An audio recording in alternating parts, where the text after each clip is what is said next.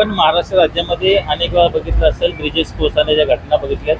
त्याचप्रमाणे आता महाराष्ट्राचे आराध्यदैवत छत्रपती शिवाजी महाराजांचा पुतळा सुद्धा कोसळण्याची घटना बघितली आहे।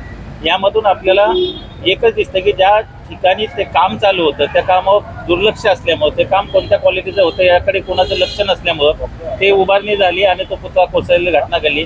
आता खरोखर महाराष्ट्रासाठी दुर्दैवी गोष्ट आहे। त्याचप्रमाणे या ठिकाणी मेट्रो 2B काम चालू आहे मानपूर महाराष्ट्रनगरमध्ये। आपण या ठिकाणी बघितलं तर हे सगळं स्टील सगळं बाहेर आलेलं आहे आणि सगळ्या भेगा पडलेल्या आहेत। पूर्ण काम झालेलं नाही तोपर्यंत अशी जर अवस्था असेल तर हे कोणत्या क्वालिटीचं काम या ठेकेदारांनी केलेलं आहे यावर आपण पाहू शकतो। आणि पुढे जाऊन हा भरपूर मोठा धोका होऊ शकतो। एखादी दुर्घटना घडली तर हजारो लोक या ठिकाणी जीव गमावू शकतात। चुना घालावा, आता सध्या फक्त चुना लावलाय आम्ही, नंतर त्यांना आम्ही काळही फासू आणि त्यांच्यावर कायदेशीर FIR घेण्याची मागणी सुद्धा आम्ही महाराष्ट्र नवनिर्माण सेनेच्या वतीने घेत आहे। त्यावर जर कारवाई झाली नाही, गुणवत्ता असलेल्या ठेकेदारांना काम दिलं पाहिजे। अशा घटना वारंवार घडत असताना सुद्धा आपलं प्रशासन याकडे गांभीर्याने बघत नाही, हे खरं तर महाराष्ट्र राज्याचं दुर्दैव आहे।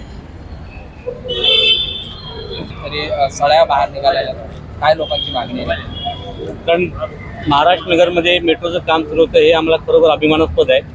परंतु मेट्रोचं काम सुरू होत असताना त्या मेट्रोसोबत येणारे काही विषय जे त्याचे कामाचा दर्जा त्याबाबत वेळोवेळी इथे आम्हाला लोकांना त्रास होत असताना देखील आम्ही लोकांनी, इथल्या स्थानिक लोकांनी ते मान्य केले। परंतु इथं आता जे पिलर उभे केले आहेत किंवा जे गटर आहेत ते गटरमध्ये पूर्ण स्टील बाहेर आलेले आहे। याबद्दल सर्व नागरिकांच्या मनात भीती आहे। कारण आज 8 महिने नाही झाले तर मला छत्रपती शिवाजी महाराजांचा पुतळा पडतोय, इथे ब्रिज कोसळत आहेत, त्यामुळे लोक इथले भयभीत झालेत। लोकांना वाटतं की बाबा यातून की मला कुठेतरी मार्ग काढावा। त्यासाठी इथले स्थानिक लोक सर्व स्थानिक पक्षाकडे गेले होते, त्यांनी आवाज न उठवल्यामुळे आम्हाला आज कालच आम्हाला माहिती कळाल्यानंतर आज आम्ही आंदोलन घेतलं।